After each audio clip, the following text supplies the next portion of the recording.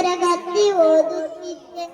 ಮಾನ್ಯ ಅಧ್ಯಕ್ಷರೇ, ಮುಖ್ಯ ಅತಿಥಿಗಳೇ ಹಾಗೂ ಊರಿನ ಗಣ್ಯ ನಾಗರಿಕರೇ, ನನ್ನ ನೆಚ್ಚಿನ ಗುರು ಬಳಗವೇ ಹಾಗೂ ಸಹೋದರ ಸಹೋದರಿಯರೇ, ಎಲ್ಲರಿಗೂ 80ನೆಯ ಸ್ವತಂತ್ರ ದಿನಾಚರಣೆಯ ಆರ್ಥಿಕ ಶುಭಾಶಯಗಳು.